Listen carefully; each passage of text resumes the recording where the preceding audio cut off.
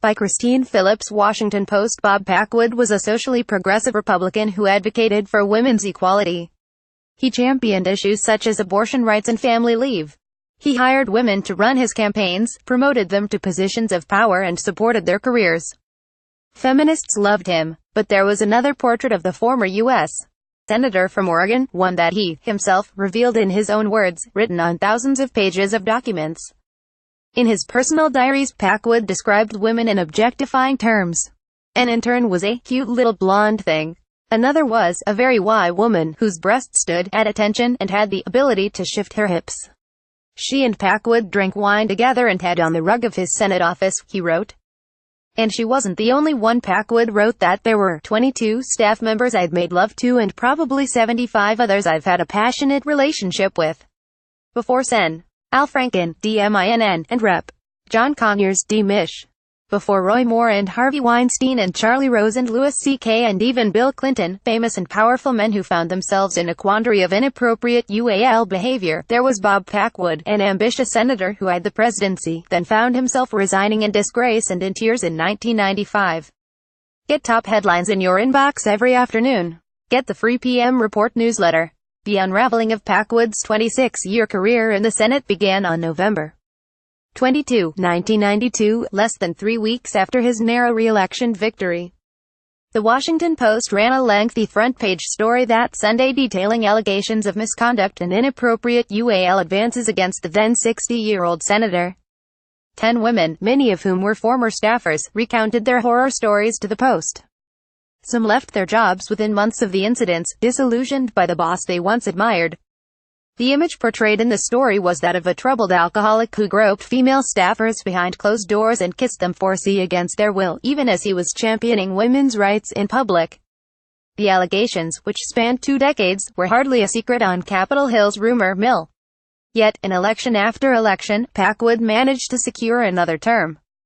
Before Lee Corfman, Rhea Bravo, Leanne Tweeden, Julia Wallov, Rose McGowan, Gwyneth Paltrow, Angelina Jolie and dozens of other women who went public with allegations of UAL harassment, there was Julie Williamson, a then 29-year-old legal secretary hired by Packwood after he became a senator in 1969. She was on the telephone one afternoon, Williamson told the Post, when Packwood, then 36, kissed her on the back of her neck. "Don't ever do that again," she said she told him.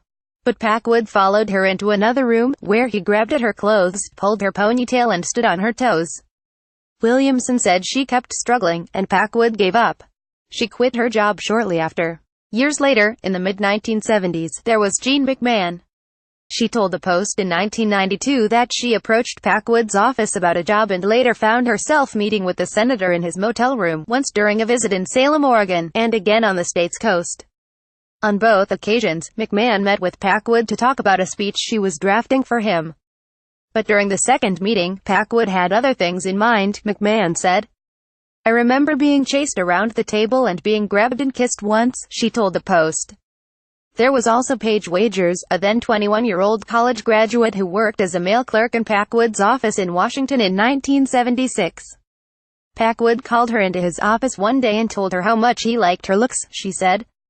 He ran his fingers through her hair and kissed her on the lips. Years later, in 1981, Wagers ran into Packwood in one of the Capitol's underground passageways, the Post reported. They talked, with Packwood seeming to take interest in her new job at the Labor Department. He then opened a door that led to an unmarked office. There, Packwood kissed her again, she said. "You don't feel like you're going to be taken seriously," she told the Post in 1992. "You are going to be given opportunities only because you're cute." In 1980, there was Jenna Hutton, a then 35-year-old divorced mother of 2. Packwood, who was running for re-election, invited Hutton, his campaign chairwoman for Lane County, Oregon, for dinner at his motel. The meeting was for Packwood to get to know his campaign chairwoman, Hutton told the New York Times in 1993. At the end of the night, Packwood offered to walk her to her car. "As I started to put the key in the car door, he just reeled me around and grabbed me and pulled me close to him," Hutton said. What she first thought was a goodnight hug turned out to be a French kiss. Get tech news in your inbox weekday mornings. Sign up for the free Good Morning Silicon Valley newsletter. The allegation stretched into the 1990s. Packwood initially denied them, at times saying he didn't remember the women or that he couldn't find anyone on his staff who knew them. He was not the type to make such advances, he also said. I am so hesitant of anything at all that I don't make any approaches, he told the Post in 1992, nearly a month before the story was published.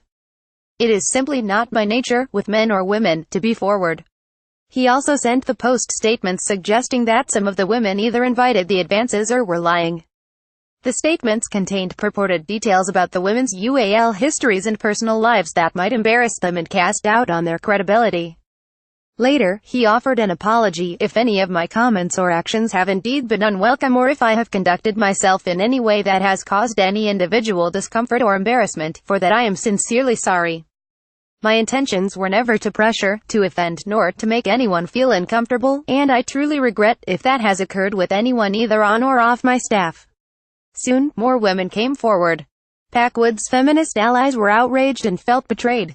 A Senate Ethics Committee investigation dragged on for 2 years, leaving the rest of the country to a senator's painful, slow and highly public fall from grace. In July 1993, the Senate Ethics Committee sent letters to at least 200 women who worked for Packwood in the Senate since his first election in 1969. The letters were signed by Sens. Richard Bryan, DNEV, and Mitch McConnell, RKY, the committee's chairman and vice chairman, respectively. The committee is interested in any information that you may have regarding Sen. Packwood's conduct, whether that information tends to substantiate allegations of UAL harassment or misconduct, or to refute them, the committee wrote. The probe grew wider, with the committee issuing a subpoena for Packwood's personal diaries.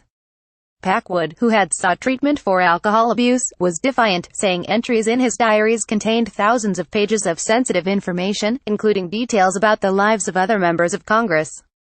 The fight to make the diaries public became a drawn-out drama, and a pivotal one at that. The diaries, Packwood's own words, were the strongest evidence against him. On November 3, 1993, the Senate overwhelmingly voted to approve the subpoena, dismissing efforts from Packwood and other Republicans to limit its scope. On Sept.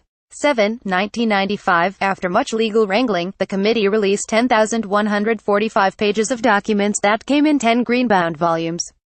By then, Packwood was on the brink of expulsion from the Senate. The pages told the self-authored story of a man who forced himself on women on at least 18 occasions and hustled favors from lobbyists, the Post reported. More disturbing was that he also removed or altered some potentially incriminating words in the diaries. Hours after the diaries were made public, Packwood resigned.